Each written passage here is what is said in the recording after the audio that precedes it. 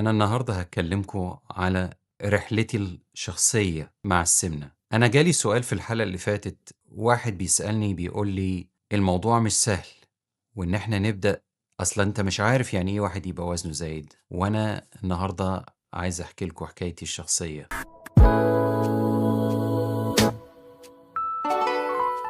أنا بالضبط من سنتين كنت زايد عن النهارده 50 كيلو، وكنت باعاني من السمنة بكل ما تعنيه الكلمة، وفكرت إن أنا أعمل عملية التكميم، وعملت موعد مع دكتور، بس ما رُحتش الموعد، وبدأت نظام غذائي قللت فيه الأكل بتاعي، وبدأت ألعب رياضة، وحسنت من المشكلة بتاعتي بنسبة كبيرة، بس كان فاضل حاجة بسيطة أعملها. وأنا عايز أحكي لكم الرحلة بتاعتي بدأت إزاي، وإيه اللي عملته بالضبط عشان أوصل لإن أنا قدرت أخيرًا أخلص من مشكلة حياتي، مشكلة السمنة.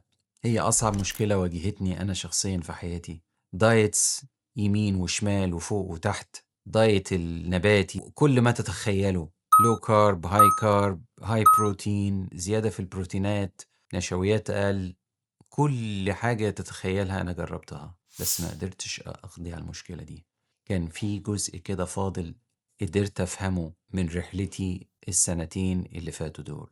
أنا عايز أقولك إن أنا عارف إحساسك كويس قوي، وأنا أقولك تعمل إيه، بس أنا مش هقدر أعمل اللي أنت محتاج تعمله لنفسك أو أنت محتاجة تعمليه لنفسك. لازم يبقى في إرادة في الأول، وفي حاجات هنقول عليها كتير. هنتكلم على كل أنواع الدايتس والنوتريشن يبقى عامل إزاي، نتكلم عن الرياضة. أنا خصصت الوقت ده للموضوع ده، للمشكلة دي، ومفيش غيرها مشكلة، ومفيش غيره موضوع، لأن العقل السليم في الجسم السليم في الصحة السليمة في الحياة السليمة، ومن غير التلات حاجات ولا الأربع حاجات دي أنت هتعاني وأنت هتعاني مشاكل كبيرة لا حصر لها. فوق 60 مرض دلوقتي بيسببوا السمنة، ده غير الأرق والقلق والاكتئاب، وإنك أنت حاسس أنت مش قادر تستمتع أو تستمتعي بحياتك. طب ليه؟ ما نيجي مع بعض ونحاول نحل المشكلة دي واحدة واحدة، ونمشي على نظام، وناخد عهد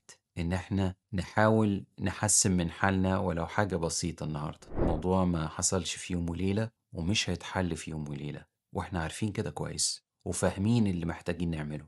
نبدأ في أدوية النهاردة غيّرت من مجرى المرض، والأدوية دي أنا اتكلمت عليها في الحلقات. الأدوية دي أنا ليّا معاها خبرات عن طريق المرضى بتوعي، وعن طريق خبرتي الشخصية. أنا مش باكلمك عن حاجة أنا ما جربتهاش. أنا عايزكم تستمتعوا بحياتكم، أنا عايزكم تقضوا على مشكلة السمنة.